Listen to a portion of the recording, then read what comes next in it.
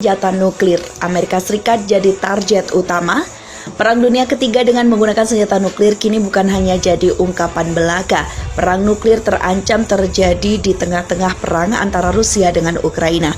Hal ini tidak terlepas dari pernyataan sejumlah pihak di Rusia yang mengancam akan menggunakan senjata nuklir jika hal ini tak dihentikan oleh Amerika Serikat dan negara Barat. Penyebabnya lantaran Amerika Serikat dan negara Barat masih ikut campur urusan Rusia di Ukraina. Terlebih negara Barat mengirimkan sejumlah bantuan berupa persenjataan. Bantuan dari Barat untuk Ukraina terus bertambah meski Presiden Rusia Vladimir Putin telah memperingatkan soal konflik berkepanjangan yang akan terjadi. Kemudian, presenter televisi Rusia Vladimir Solovyov memperingatkan bahwa ancaman perang nuklir dapat terjadi menyusul banyaknya bantuan yang diberikan Barat pada Ukraina.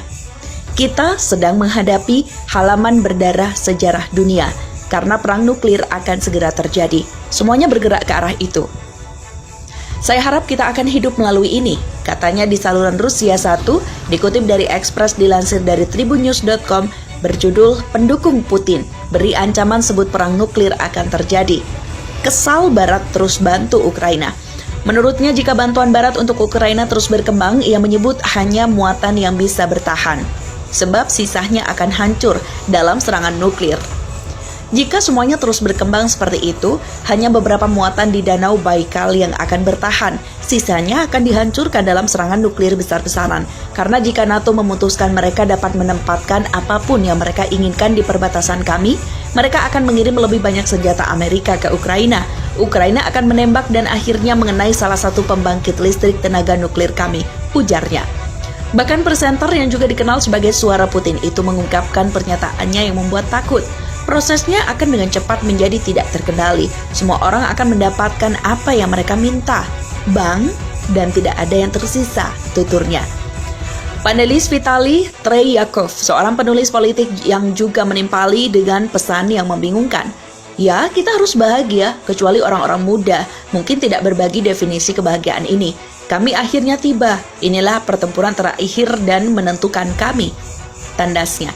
Seperti diketahui, Presiden Rusia telah menggunakan ancaman perang nuklir sejak awal konflik pada Februari. Putin juga sempat menempatkan pasukan nuklirnya dalam siaga tinggi untuk mengirim pesan kuat ke Barat agar tidak mengganggu rencananya untuk Ukraina. Di sisi lain, Presiden Ukraina Volodymyr Zelensky menggunakan akhir pekan Platinum Jubilee untuk berterima kasih kepada Ratu dan bangsanya atas dukungannya terhadap Ukraina selama konflik. Zelensky juga sangat berterima kasih kepada Perdana Menteri Boris Johnson dengan mengatakan bahwa PM memiliki pemahaman baik tentang kebutuhan Ukraina. Adapun pada hari Senin, Inggris mengumumkan paket bantuan militer lebih lanjut untuk dikirim ke Ukraina dalam hubungannya dengan Amerika Serikat. Senjata baru yang dikirim dari Inggris adalah sistem roket multi peluncur yang dapat menyerang target hingga 80 km jauhnya. Dalam pidato televisi, Presiden Zelensky mengaku berterima kasih kepada Boris Johnson. Saya berterima kasih kepada Perdana Menteri Boris Johnson atas pemahaman penuh atas tuntutan dan kesiapan kami untuk memberikan Ukraina senjata yang sangat dibutuhkan untuk melindungi kehidupan rakyat kami, ujarnya. Baru-baru ini Interpol memperkirakan ada peningkatan perdagangan senjata ilegal setelah konflik yang terjadi di Ukraina. Peningkatan tersebut terjadi di Balkan dan Afrika, di mana terdapat kekacauan yang dipicu oleh banyak senjata yang disalahgunakan oleh kelompok kejahatan terorganisir. Oleh karena itu, polisi Swedia mencurigai senjata Barat yang dikirim ke Ukraina mungkin berakhir di tangan geng kriminal di Swedia. Menurut Radio Swedia, dalam gelombang penembakan massal yang terjadi baru-baru ini di seluruh Swedia, senjata dari perang di bekas Yugoslavia itu telah digunakan di sebagian besar kasus. Banyak senjata otomatis seperti AK-47 yaitu Kalashnikov datang. Beberapa tahun yang lalu, granat tangan juga tiba dengan muatan yang sama. Mereka datang dengan kendaraan dan bus, jelas Gunnar Appelgren. Sebelumnya kecurigaan serupa juga telah disampaikan oleh Interpol. Sekretaris Jenderal Interpol Jürgen Stock sempat mengatakan ia tidak ragu bahwa perdagangan senjata ilegal akan meningkat setelah konflik di Ukraina berakhir. Pengalaman sebelumnya dari perang Balkan dan di Afrika menunjukkan bahwa kelompok kejahatan terorganisir pasti akan mencoba untuk mengeksploitasi kekacauan dan kelimpahan senjata, ujar Stock. Seperti diketahui dalam beberapa tahun terakhir, Swedia telah jatuh dalam ombak mematikan terkait kekerasan geng dan kejahatan terorganisir. Hal itu terjadi etnis sering mendominasi siklus berita. Lebih jauh lagi, polisi Swedia memperkirakan setidaknya ada 5.000 anggota yang aktif di lebih dari 60 zona dilarang di negara itu. Zona itu secara resmi disebut sebagai daerah rentan atau daerah pengecualian dan menyebutkan sekitar 40 klan kriminal, beberapa di antaranya yang muncul di Swedia dari luar negeri yang semata-mata untuk tujuan kegiatan kriminal. Sejak dimulainya operasi khusus Rusia di Ukraina untuk demilitarisasi dan denazifikasi negara dan melindungi penduduk Republik Rakyat Donbas, Kiev telah menikmati pengiriman senjata besar-besaran dari seluruh dunia barat. Kontribusi mematikan telah mengalir dari kedua tetangga langsung seperti Polandia dan Slovakia, dan negara-negara di luar negeri seperti Australia dan Kanada, seolah-olah untuk membantu melindungi diri dari apa yang telah disajikan sebagai invasi Rusia.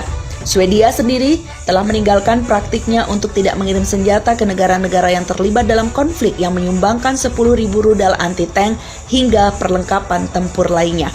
Sebuah badge baru bahkan termasuk rudal angkatan laut Jomal Srobot 17 dan senapan otomatis AG-90 dengan amunisi. Rusia mengancam bantuan senjata itu dengan menuangkan minyak ke api sambil menekankan bahwa pengiriman senjata ke Kiev akan menjadi target sah bagi pasukan Rusia. Moskow bahkan berulang kali memperingatkan bahaya bantuan militer semacam itu, bahkan dapat mengambil resiko konfrontasi langsung dengan NATO. Menurut Radio Swedia, dalam gelombang penembakan massal yang terjadi baru-baru ini di seluruh Swedia, senjata dari perang di bekas Yugoslavia itu telah digunakan di sebagian besar kasus.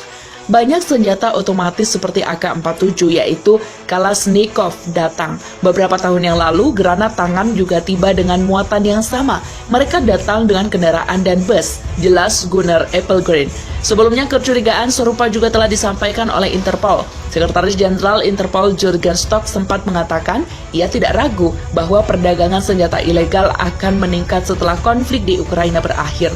Pengalaman sebelumnya dari perang Balkan dan di Afrika menunjukkan bahwa kelompok kejahatan terorganisir pasti akan mencoba untuk mengeksploitasi kekacauan dan kelimpahan senjata, ujar Stock. Seperti diketahui dalam beberapa tahun terakhir, Swedia telah jatuh dalam ombak mematikan terkait kekerasan geng dan kejahatan terorganisir. Hal itu terjadi dengan penembakan dan ledakan perang massa etnis sering mendominasi siklus berita. Lebih jauh lagi, polisi Swedia memperkirakan setidaknya ada 5.000 anggota yang aktif di lebih dari 60 zona dilarang di negara itu. Zona itu secara resmi disebut sebagai daerah rentan atau daerah pengecualian dan menyebutkan sekitar 40 klan kriminal, beberapa di antaranya yang muncul di Swedia dari luar negeri yang semata-mata untuk tujuan kegiatan kriminal. Sejak dimulainya operasi khusus Rusia di Ukraina untuk demilitarisasi dan denazifikasi negara dan melindungi penduduk Republik Rakyat Donbas, Kiev telah menikmati pengiriman senjata besar-besaran dari seluruh dunia barat. Kontribusi mematikan telah mengalir dari kedua tetangga langsung seperti Polandia dan Slovakia, dan negara-negara di luar negeri seperti Australia dan Kanada, seolah-olah untuk membantu melindungi diri dari apa yang telah disajikan sebagai invasi Rusia. Swedia sendiri telah meninggalkan praktiknya untuk tidak mengirim senjata ke negara-negara yang terlibat dalam konflik yang menyumbangkan 10.000 rudal anti-tank hingga perlengkapan tempur lainnya. Sebuah badge baru bahkan termasuk rudal angkatan laut Jomal Srobot 17 dan senapan otomatis AG-90 dengan amunisi. Rusia mengancam bantuan senjata itu dengan menuangkan minyak ke api sambil menekankan bahwa pengiriman senjata ke Kiev akan menjadi target sah bagi pasukan Rusia. Moskow bahkan berulang kali memperingatkan bahaya bantuan militer semacam itu yang berfungsi untuk memperpanjang konflik dan bahkan dapat mengambil resiko konfrontasi langsung dengan NATO.